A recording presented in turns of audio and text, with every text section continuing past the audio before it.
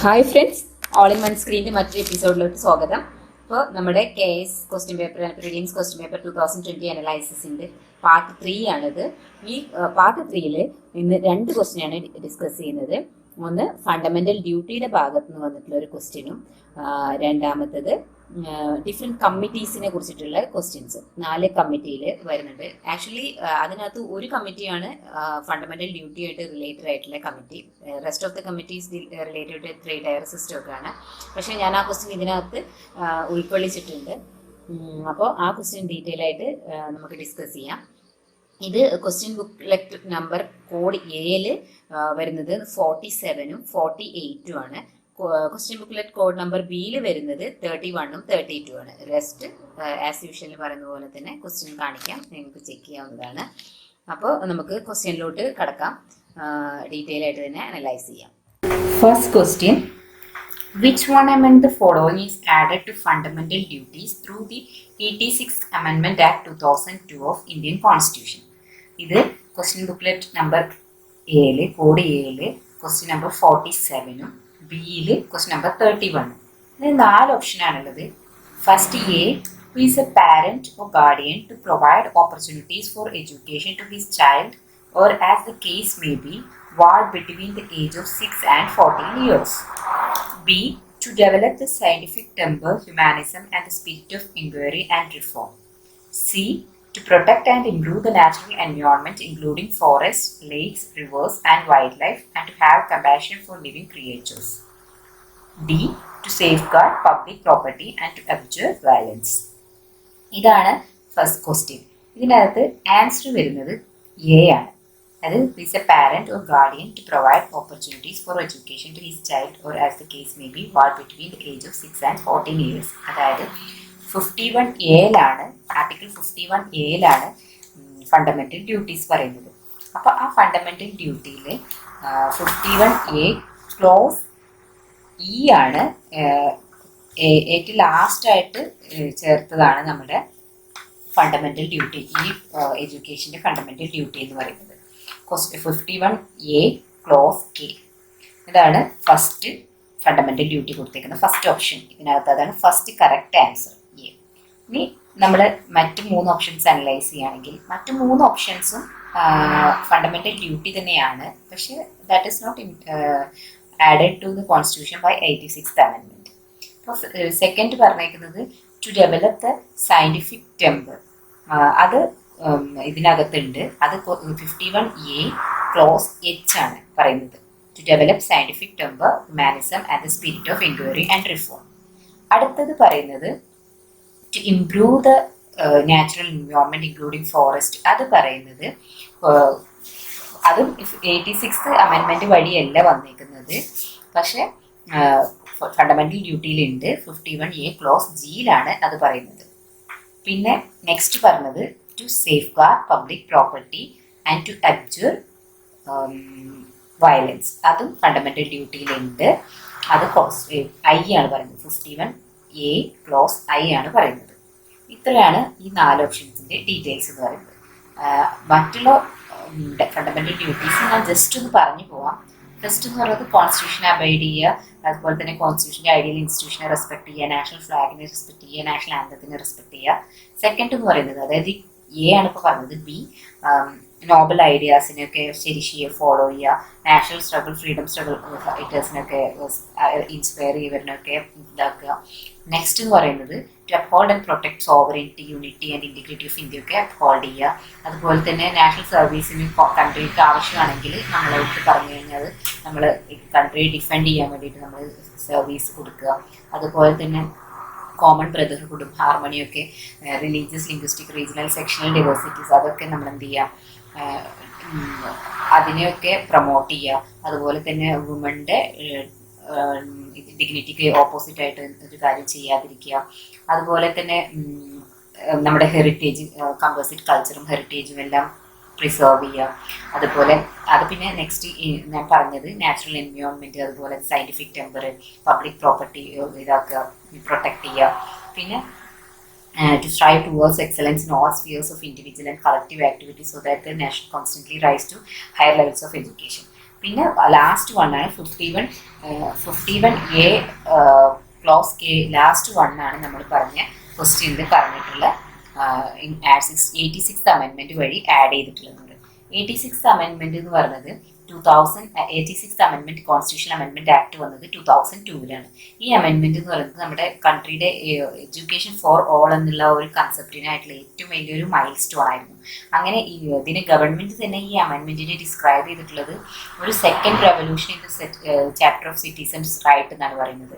Article 86th അമെൻമെന്റ് constitution അമെൻമെന്റ് വഴി നമ്മുടെ fundamental റൈറ്റിലും ഒരു അമെൻമെന്റ് വന്നു, അതുപോലെ തന്നെ ഫണ്ടമെന്റൽ ഡ്യൂട്ടിയിലും അമെൻമെന്റ് വന്നു.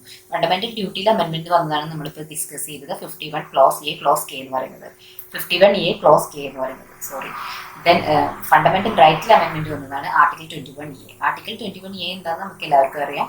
Free and compulsory education to all children of the age of 6 to 14 years in such a manner as the state may determine. ഇതിന് നമ്മൾ പറയുന്നത് ബേസിക് എഡ്യൂക്കേഷൻ മാത്രമാണ്, അല്ലാതെ ഹയർ എഡ്യൂക്കേഷൻ ഇല്ല, അല്ലെങ്കിൽ പ്രൊഫഷണൽ എഡ്യൂക്കേഷൻ ഇല്ല. ഇത്രയാണ് ഫണ്ടമെന്റൽ റൈറ്റിൽ വന്നേക്കുന്നത്. ഇതിന്റെ മുന്നേ തന്നെ, അതായത് ഈ അമെൻമെന്റിന് മുന്നേ തന്നെ നമ്മുടെ കോൺസ്റ്റിറ്റ്യൂഷനിൽ free and compulsory education for children ഉണ്ട്. അത് പറയുന്നത് ഡയറക്റ്റീവ് പ്രിൻസിപ്പിൾ ഓഫ് സ്റ്റേറ്റ് പോളിസിയിലാണ്, ആർട്ടിക്കിൾ 45 പാർട്ട് 4. അപ്പോൾ ഡയറക്റ്റീവ് പ്രിൻസിപ്പിൾ ഓഫ് സ്റ്റേറ്റ് പോളിസിക്ക് ഒരു എന്തില്ല, എൻഫോഴ്സ്ഡ് ബൈ കോർട്സ് അല്ല. അതുകൊണ്ട് തന്നെ ആണ് ഈ അമെൻമെന്റ് വഴി വന്നത്.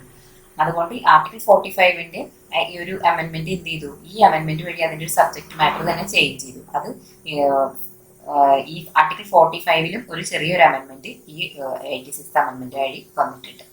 അപ്പോൾ ഇത്രയുമാണ് ഈ ഫസ്റ്റ് ക്വസ്റ്റ്യനിൽ നമുക്ക് ഡിസ്കസ് ചെയ്യാനുള്ളത്. ഇനി സെക്കൻഡ് ക്വസ്റ്റ്യനിലോട്ട് പോകുമ്പോൾ, അതായത് ക്വസ്റ്റ്യൻ ബുക്ക്ലെറ്റ് കോഡ് നമ്പർ എയില് 48th ക്വസ്റ്റ്യനും ക്വസ്റ്റ്യൻ നമ്പർ ബുക്ക്ലെറ്റ് കോഡ് ബിയിൽ 32 ആണ് ക്വസ്റ്റ്യൻ. അത് എന്ന് വെച്ച് കഴിഞ്ഞാൽ which of the following pairs are correctly matched. 4 pairs തന്നിട്ടുണ്ട്. First one Swaran Singh committee, അതിന് നേരെ fundamental duties. Second one Balwant Rai Mehta committee, അതിന് നേരെ 3 tier system of panchayat raj institutions. Third one Raj Mannar committee, 2 tier system of panchayat raj institution. Fourth Ashok Mehta committee, central state relations.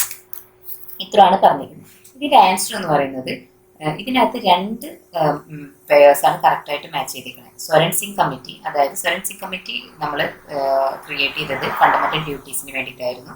രണ്ടാമത്തെന്ന് പറഞ്ഞത് Balwant Rai Mehta committee, അത് 3 tier system of panchayat raj institution, അതിന് വേണ്ടി.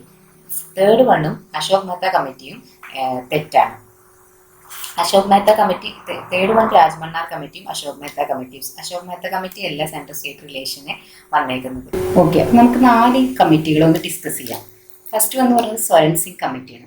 അത് ഫണ്ടമെന്റൽ ഡ്യൂട്ടീസിന് വേണ്ടിയിട്ട് 1976-ലാണ് കോൺഗ്രസ് പാർട്ടിയാണ് ഈ സർദാർ സ്വരൺ സിംഗ് കമ്മിറ്റി അപ്പോയിന്റ് ചെയ്യുന്നത്. എന്തിനു വേണ്ടിയിട്ടാണെന്ന് വെച്ച് കഴിഞ്ഞാൽ ഫണ്ടമെന്റൽ ഡ്യൂട്ടീസിന് നമ്മുടെ കോൺസ്റ്റിറ്റ്യൂഷനിൽ ആഡ് ചെയ്യുന്നതിന്റെ ഇമ്പോർട്ടൻസിന് വേണ്ടിയിട്ട്, അതിനെ കുറിച്ചിട്ട് റെക്കമെൻഡ് ചെയ്യാൻ വേണ്ടിയിട്ടായിരുന്നു. അങ്ങനെ ഒരു ഇത് വരാൻ കാരണം തന്നെ operation of internal emergency 1975 to 77 നമുക്ക് ഇന്റേണൽ എമർജൻസി ഉണ്ടായി. ആ എമർജൻസിയുടെ സമയത്ത് നമ്മുടെ ഫണ്ടമെന്റൽ ഡ്യൂട്ടീസ് ഉണ്ടാവേണ്ടതിന്റെ ഒരു നെസസിറ്റിയെ കുറിച്ചിട്ട് റെക്കമെൻഡ് ചെയ്യാൻ വേണ്ടി, പഠിക്കാൻ വേണ്ടിയിട്ടാണ് ഈ കമ്മിറ്റി 1976 അപ്പോയിന്റ് ചെയ്തത്. ഈ കമ്മിറ്റിയാണ് ഒരു ഫണ്ടമെന്റൽ ഡ്യൂട്ടീസിന് വേണ്ടിയിട്ട് ഒരു സെപ്പറേറ്റ് ചാപ്റ്റർ തന്നെ കോൺസ്റ്റിറ്റ്യൂഷനിൽ ഇൻക്ലൂഡ് ചെയ്യാൻ റെക്കമെൻഡ് ചെയ്തത്. അതായത് നമുക്കൊരു റൈറ്റ് ഉണ്ടാവുമ്പോൾ, നമ്മളൊരു റൈറ്റ് എൻജോയ് ചെയ്യുമ്പോൾ അതേ സെയിം ഇതിൽ നമുക്കൊരു ഡ്യൂട്ടിയും കൂടി ഉണ്ടാവണം എന്നുള്ളൊരു കൺസെപ്റ്റിലായിരുന്നു ഇവർ ഈ കമ്മിറ്റി റെക്കമെൻഡ് ചെയ്തത്. ഈ റെക്കമെൻഡേഷൻസ് കോൺഗ്രസ് ആക്സെപ്റ്റ് ചെയ്യുകയും അങ്ങനെ 42nd കോൺസ്റ്റിറ്റ്യൂഷൻ അമെൻമെന്റ് ആക്ട് വരികയും ചെയ്തു 1976. ആ അമെൻമെന്റ് ആക്ട് ഒരു പുതിയ പാർട്ട് തന്നെ ആഡ് ചെയ്തു. അതാണ് പാർട്ട് 4A. അതിനകത്ത് ഒരൊറ്റ ആർട്ടിക്കിളാണ് ഉണ്ടായിരുന്നത്, ആർട്ടിക്കിൾ 51A എന്ന് പറയുന്നത്. ആർട്ടിക്കിൾ 51Aയിലാണ് എന്ത് പറയുന്നത്, നമ്മൾ പറഞ്ഞ article 51A close A to K വരെയുള്ള ഫണ്ടമെന്റൽ ഡ്യൂട്ടീസിന് പറയുന്നത്. ഇതൊരു നമ്മുടെ ഇതിനകത്ത് ഇവർ പറഞ്ഞത്, സ്വരൺ സിംഗ് കമ്മിറ്റി സജസ്റ്റ് ചെയ്തത് 8 ഫണ്ടമെന്റൽ ഡ്യൂട്ടീസിനായിരുന്നു. 42nd കോൺസ്റ്റിറ്റ്യൂഷൻ അമെൻമെന്റ് ആക്ട് 10 ഫണ്ടമെന്റൽ ഡ്യൂട്ടീസ് കൊണ്ടുവന്നു. എന്നിട്ട് ആ ഫണ്ടമെന്റൽ ഡ്യൂട്ടീസ് ഇപ്പം ഞാൻ നേരത്തെ മുന്നത്തെ ക്വസ്റ്റ്യനിൽ ഡിസ്കസ് ചെയ്തിട്ടുണ്ടായിരുന്നു. അപ്പോൾ അത് നീ വീണ്ടും റിപ്പീറ്റ് ചെയ്യുന്നില്ല. ഇതാണ് സ്വരൺ സിംഗ് കമ്മിറ്റിയുടെ റെക്കമെൻഡേഷൻസ് എന്ന് പറയുന്നത്. ഇനി നമ്മൾ നെക്സ്റ്റ് മൂവ് ചെയ്യുന്നത് ബൽവന്ത് റായ് മെഹ്ത കമ്മിറ്റിയാണ്. ബൽവന്ത് റായ് മെഹ്ത കമ്മിറ്റി അപ്പോയിന്റ് ചെയ്തത് 1957 Balwant Rai Mehta committee 3 tier system of panchayat raj ഇൻസ്റ്റിറ്റ്യൂഷൻസിന് വേണ്ടിയിട്ടാണ് കൊണ്ടുവന്നത്. കറക്റ്റ് ആയിട്ട് തന്നെയാണ് ചെയ്തേക്കുന്നത്. ബൽവന്ത് റായ് മെഹ്ത കമ്മിറ്റി അപ്പോയിന്റ് ചെയ്തത് 1957 അത് എന്തിനു വെച്ച് കഴിഞ്ഞാൽ നമ്മുടെ കമ്മ്യൂണിറ്റി ഡെവലപ്മെന്റ് പ്രോഗ്രാംസ്, അതുപോലെ തന്നെ നാഷണൽ എക്സ്റ്റൻഷൻ സർവീസ് പ്രോഗ്രാം, അതിനെക്കുറിച്ച് പഠിക്കാൻ വേണ്ടിയിട്ടായിരുന്നു. അവരുടെ പോയിന്റ് ഓഫ് വ്യൂവിൽ ഇതിനൊക്കെ എത്രത്തോളം ഇതുണ്ട്, ഫ്രീഡം ഓഫ് ഇതിനൊക്കെ ഇല്ല. ഈ കമ്മ്യൂണിറ്റി ഡെവലപ്മെന്റ് പ്രോഗ്രാമിനും അതുപോലെ നാഷണൽ സർവീസ് എക്സ്റ്റൻഷൻ സർവീസ് പ്രോഗ്രാമിന്റെ ഒക്കെ ഒരു ഇത് പ്രാബല്യത്തിൽ വരുന്നതിന്റെ ഒരു ഇതിനെക്കുറിച്ച് പഠിക്കാൻ വേണ്ടിയിട്ടായിരുന്നു ഈ കമ്മിറ്റി അപ്പോയിന്റ് ചെയ്തത്. ഇതിന്റെ മെയിൻ റെക്കമെൻഡേഷൻസ് എന്തൊക്കെയെന്ന് വെച്ച് കഴിഞ്ഞാൽ, പഞ്ചായത്ത് രാജ് ഇൻസ്റ്റിറ്റ്യൂഷൻസ് എന്തായാലും ഇലക്റ്റഡ് റെപ്രസെൻറ്റേറ്റീവ്സ് ആയിരിക്കണം, അതുപോലെ തന്നെ അവർക്ക് ഓട്ടോണമി ഉണ്ടായിരിക്കണം, ഫ്രീഡം ഉണ്ടായിരിക്കണം. അതൊക്കെയായിരുന്നു ബൽവന്ത് റായ് കമ്മിറ്റിയുടെ മെയിൻ ആയിട്ടുള്ള റെക്കമെൻഡേഷൻസ്. പിന്നെ പറഞ്ഞിട്ടുള്ള റെക്കമെൻഡേഷൻ ഒരു 3 ടയർ പഞ്ചായത്ത് രാജ് സിസ്റ്റം ഉണ്ടായിരിക്കണം എന്ന് പറഞ്ഞു. അങ്ങനെയാണ് ഈ ഡിസ്ട്രിക്ട് ലെവലിൽ ജില്ലാ പഞ്ചായത്തും, അതായത് ജില്ലാ പരിഷത്തും, അതുപോലെ തന്നെ ബ്ലോക്ക്, തഹസിൽ, താലൂക്ക് ലെവലിൽ പഞ്ചായത്ത് സമിതിയും, പിന്നെ വില്ലേജ് ലെവലിൽ ഗ്രാമപഞ്ചായത്തും ഒക്കെ വന്നത്. പക്ഷേ ഈ കമ്മിറ്റി എന്ത് ചെയ്തെന്ന് വെച്ച് കഴിഞ്ഞാൽ ഒരു റിജിഡ് പാറ്റേണിനെ ഇൻസിസ്റ്റ് ചെയ്തില്ല. ഈ പഞ്ചായത്ത് രാജിന് 3 ടയർ ആയിട്ടൊക്കെ പറഞ്ഞു, പക്ഷെ അതിനൊരു റിജിഡ് ആയിട്ടുള്ള ഒരു പാറ്റേൺ അവർ ഇൻസിസ്റ്റ് ചെയ്തില്ല. അതുപോലെ തന്നെ അവരുടെ തന്നെ എങ്ങനെ ലോക്കൽ കണ്ടീഷൻസിനെ അനുസരിച്ചിട്ട് എങ്ങനെ അത് ഡെവലപ്പ് ചെയ്യണം എന്നൊക്കെ ഉള്ളത് സ്റ്റേറ്റിന് റെക്കമെൻഡ് ചെയ്യാമെന്നുള്ള ഒരു ഫ്രീഡം കൊടുത്തു. അതായത് സ്റ്റേറ്റ് അവർക്ക് ഒരു ഫ്രീഡം കൊടുക്കണം. അതായത് എങ്ങനെ ചൂസ് ചെയ്യാൻ അവരുടെ പാറ്റേൺ, ലോക്കൽ കണ്ടീഷൻസ് അനുസരിച്ചിട്ട് അവരുടെ പാറ്റേൺ എങ്ങനെ എസ്റ്റാബ്ലിഷ് ചെയ്യാമെന്നുള്ളത് ചൂസ് ചെയ്യാനുള്ള ഒരു ഫ്രീഡം സ്റ്റേറ്റ് അവർക്ക് കൊടുക്കണം എന്നൊക്കെയായിരുന്നു ഈ കമ്മിറ്റി പറയുന്നത്. അതുപോലെ ഇൻഡയറക്റ്റ് ഇലക്ഷന്റെ കാര്യമൊക്കെ അതിനകത്ത് പറയുന്നുണ്ട്. പിന്നെ കമ്മിറ്റി റെക്കമെൻഡ് ചെയ്തത് ഗ്രാമപഞ്ചായത്ത് should be constituted with directly elected representatives ആയിരിക്കണം. അതിനകത്ത് ഗ്രാമപഞ്ചായത്തിൽ ഡയറക്ട്ലി ഇലക്റ്റഡ് ആയിരിക്കണം. പിന്നെ പഞ്ചായത്ത് സമിതിയിലും ജില്ലാ പരിഷത്തിലും should be constituted indirectly elected members ആയിരിക്കണം എന്നാണ് ഇതിന്റെ വേറൊരു റെക്കമെൻഡേഷൻ പറയുന്നത്. പിന്നെ panchayat samiti should be that of executive body ആയിരിക്കണം. Zilla Parishad should be the advisory body ആയിരിക്കണം. അതുപോലെ തന്നെ Zilla panchayat should be chaired by district collector ആയിരിക്കണം. ജെന്യൂൻ പവേഴ്സ് അവർക്ക് കൊടുക്കണം. Should be given adequate resource to carry out the functions and fulfill the responsibility. അവർക്ക് അതിനായിട്ടുള്ള functions എല്ലാം അവർക്ക് അതിനായിട്ടുള്ള റിസോഴ്സ് കൊടുക്കണം. അങ്ങനെയെല്ലാം റെക്കമെൻഡ് ചെയ്തൊരു കമ്മിറ്റി ആയിരുന്നു ഈ ബൽവന്ത് റായ് മെഹ്ത കമ്മിറ്റി എന്ന് പറയുന്നത്. ബൽവന്ത് റായ് മെഹ്ത കമ്മിറ്റിയുടെ മോസ്റ്റ് ഓഫ് ദ റെക്കമെൻഡേഷൻസ് നമുക്ക് ഇപ്പോൾ നമ്മുടെ പഞ്ചായത്ത് രാജ് ഇൻസ്റ്റിറ്റ്യൂഷൻസിന്റെ ആ ഒരു സ്ട്രക്ചറിൽ നമുക്ക് കാണാൻ പറ്റും. അതാണ് ബൽവന്ത് റായ് മെഹ്ത കമ്മിറ്റിനെ പറ്റി പറയുന്നത്. ഇനി അടുത്തത് രാജ്മണ്ണാർ കമ്മിറ്റി. ഇത് അത്ര ഫേമസ് ആയിട്ടുള്ള ഒരു കമ്മിറ്റി അല്ല. Means famous in the sense നമ്മളൊരു ഡീപ്പായിട്ട് പഠിക്കുന്നവർക്കാണ് ഇതിനെ കുറിച്ച് അറിയാൻ പറ്റുള്ളൂ. അതായത് കോമ്പറ്റേറ്റീവ് എക്സാംസിനെ കുറിച്ച് പഠിക്കുന്നവർക്ക് ഇതൊന്നും അവർ ശ്രദ്ധിക്കണമെന്നില്ല. ഇത് 1969 ഒരു 3 മെമ്പർ കമ്മിറ്റിയാണ്. അത് എന്താണ്, സെൻട്രൽ സ്റ്റേറ്റ് റിലേഷൻസിന്റെ സ്റ്റേറ്റ് ഓട്ടോണമി, അത് എന്തിനു വേണ്ടിയിട്ടാണ് കൊണ്ടുവന്ന് വെച്ച് കഴിഞ്ഞാൽ to study the state autonomy and central state relations. അതൊരു DMK ഗവൺമെന്റ് തമിഴ്നാട്ടിൽ കൊണ്ടുവന്നതായിരുന്നു ഈ രാജ്മണ്ണാർ കമ്മിറ്റി എന്ന് പറയുന്നത്. അതാണ് രാജ്മണ്ണാർ കമ്മിറ്റി. നമ്മുടെ ഇതിനകത്ത് പറഞ്ഞേക്കുന്നത്, ക്വസ്റ്റ്യൻ പേപ്പറിൽ പറഞ്ഞേക്കുന്നത് 2 tier system of panchayat raj ഇൻസ്റ്റിറ്റ്യൂഷൻസിന് പഠിക്കാൻ വേണ്ടി. അതല്ല അതിന്റെ കറക്റ്റ് മാച്ചിങ്. നെക്സ്റ്റ് പറഞ്ഞത് അശോക് മെഹ്ത കമ്മിറ്റി ആയിരുന്നു. സെൻട്രൽ സ്റ്റേറ്റ് റിലേഷൻസ് എന്നാണ് ക്വസ്റ്റ്യനിൽ പറഞ്ഞത്, തെറ്റാണ്. അശോക് മെഹ്ത കമ്മിറ്റി ഇതുപോലെ തന്നെ 1977 കൊണ്ടുവന്നത്. ജനതാ ഗവൺമെന്റ് ആണ് അപ്പോയിന്റ് ചെയ്തത്. പഞ്ചായത്ത് രാജ് ഇൻസ്റ്റിറ്റ്യൂഷൻസിന്റെ ഇതിനെ പറ്റിയിട്ട് പഠിക്കാൻ വേണ്ടിയിട്ടായിരുന്നു കൊണ്ടുവന്നത്. അശോക് മെഹ്ത എന്ന് പറഞ്ഞ ഇതിന്റെ ചെയർമാൻഷിപ്പ് ആയിരുന്നു അത്. അവർ 1978 അവരുടെ റിപ്പോർട്ട് സബ്മിറ്റ് ചെയ്യുകയും 132ഓളം റെക്കമെൻഡേഷൻസ് ഉണ്ടായിരുന്നു അതിനകത്ത്. മെയിൻ റെക്കമെൻഡേഷൻസ് എന്നൊക്കെ എന്ന് വെച്ച് കഴിഞ്ഞാൽ ഞാൻ ജസ്റ്റ് എല്ലാം പറയുന്നില്ല, ഒരു മെയിൻ റെക്കമെൻഡേഷൻസ് ഏറ്റവും ഒരു ഇമ്പോർട്ടൻ്റ് ആയിട്ടുള്ള ഇതാണ് ഞാൻ പറയുന്നത്. 3 tier system of panchayat Raj എന്ത് ചെയ്യുന്ന വെച്ച് കഴിഞ്ഞാൽ അത് 2 ടയർ സിസ്റ്റമായിട്ട് റീപ്ലേസ് ചെയ്യണമെന്ന് പറഞ്ഞു. അതായത് ജില്ലാ പരിഷത്തും ഡിസ്ട്രിക്ട് ലെവലും ബിലോ മണ്ഡൽ പഞ്ചായത്തും consisting of group of village and total population, അങ്ങനെ 2 ടയർ മതി എന്നുള്ളൊരു റെക്കമെൻഡേഷൻ ആയിരുന്നു അവർ പറഞ്ഞത്. പിന്നെ ഡിസ്ട്രിക്ട് ആയിരിക്കണം ഫസ്റ്റ് പോയിന്റ് ഓഫ് ഡീസെൻട്രലൈസേഷൻ എന്ന് പറഞ്ഞത് ഈ അശോക് മെഹ്ത കമ്മിറ്റി ആയിരുന്നു. പിന്നെ ജില്ലാ പഞ്ചായത്ത് മറ്റേത് പറഞ്ഞത് ജില്ലാ പഞ്ചായത്ത് എക്സിക്യൂട്ടീവ് ബോഡിയും പ്ലാനിങ്ങിന്, ഡിസ്ട്രിക്ട് ലെവലിലുള്ള പ്ലാനിങ്ങിനൊക്കെ റെസ്പോൺസിബിൾ ജില്ലാ പഞ്ചായത്ത് ആയിരിക്കണം. അതുപോലെ തന്നെ പൊളിറ്റിക്കൽ പാർട്ടീസിന്റെ ഒഫീഷ്യൽ പാർട്ടിസിപ്പേഷൻ ഉണ്ടായിരിക്കണം എല്ലാ പഞ്ചായത്ത് ഇലക്ഷൻസിലും, അത് പറഞ്ഞു. പിന്നെ ഇത്രയുമുള്ള ഇതിനായിട്ട് വേറൊരു ഒരു ഫിനാൻഷ്യൽ ഓട്ടോണമിക് റെക്കമെൻഡേഷൻ കൊടുത്തത് ഈ അശോക് മെഹ്ത്ത കമ്മിറ്റി ആയിരുന്നു. അതിനകത്ത് അവർ പറയുന്നത് വെച്ച് കഴിഞ്ഞാൽ കമ്പൽസറി പവർ ഉണ്ടായിരിക്കണം ടാക്സേഷനും to mobilise their own financial resources mobilise ചെയ്യാൻ വേണ്ടിയിട്ട് ടാക്സേഷണൽ ആയിട്ടുള്ള പവർ കൊടുക്കണം എന്നൊക്കെ പറഞ്ഞിട്ടുണ്ടായിരുന്നു. പിന്നെ സോഷ്യൽ ഓഡിറ്റിന്റെ കാര്യം പറഞ്ഞിട്ടുണ്ടായിരുന്നു. അങ്ങനെയുള്ള മെയിനായിട്ട് ഇത്രയും കാര്യങ്ങളൊക്കെയാണ് അവർ റെക്കമെൻഡ് ചെയ്തത്. പക്ഷേ എന്ത് സംഭവിച്ചു കഴിഞ്ഞാൽ ഈ ജനതാ ഗവൺമെന്റ് കൊളാപ്സ് ചെയ്തതോട് കൂടിയിട്ട് അതിന്റെ ടേം കംപ്ലീറ്റ് ചെയ്യുന്നതിന് മുന്നേ തന്നെ ജനതാ ഗവൺമെന്റ് കൊളാപ്സ് ചെയ്തതോട് കൂടിയിട്ട് ഇതിന് ഒരു ആക്ഷനും എടുത്തില്ല. ഈ റെക്കമെൻഡേഷന്റെ ഒരു ആക്ഷനും ഉണ്ടായില്ല. കർണാടക, വെസ്റ്റ് ബംഗാൾ, ആന്ധ്രാപ്രദേശ് അങ്ങനെ 3 സ്റ്റേറ്റ് എന്ത് ചെയ്തു വെച്ച് കഴിഞ്ഞാൽ ഈ പഞ്ചായത്ത് രാജ് സിസ്റ്റം ഇതിന് വേണ്ടി അശോക് മെഹ്ത്ത കമ്മിറ്റിയുടെ റെക്കമെൻഡേഷനെ ബേസ് ചെയ്തിട്ട് ഒരു ഇത് ഉണ്ടാക്കാൻ വന്നത്. ഇതിനെക്കുറിച്ചിട്ടുള്ള ഒരു മാറ്റം ഈ പഞ്ചായത്ത് രാജ് സിസ്റ്റത്തിൽ ഉണ്ടാക്കാൻ അവർ ശ്രമിച്ചിട്ടുണ്ടായിരുന്നു. അതാണ് അശോക് മെഹ്ത്ത കമ്മിറ്റിയുടെ കാര്യം പറഞ്ഞത്. അപ്പോൾ 4 കമ്മിറ്റി ഞാൻ ചെറിയ രീതിയിലാണ് വിവരിച്ചിരിക്കുന്നത്. നിങ്ങൾക്ക് മനസ്സിലായെന്ന് ഞാൻ പ്രതീക്ഷിക്കുന്നു. Welcome back. അപ്പോൾ ക്വസ്റ്റ്യൻ നമ്പർ 2 ഡീറ്റെയിൽ ആയിട്ട് തന്നെ ഡിസ്കസ് ചെയ്തിട്ടുണ്ട്. എല്ലാവർക്കും മനസ്സിലായെന്ന് പ്രതീക്ഷിക്കുന്നു.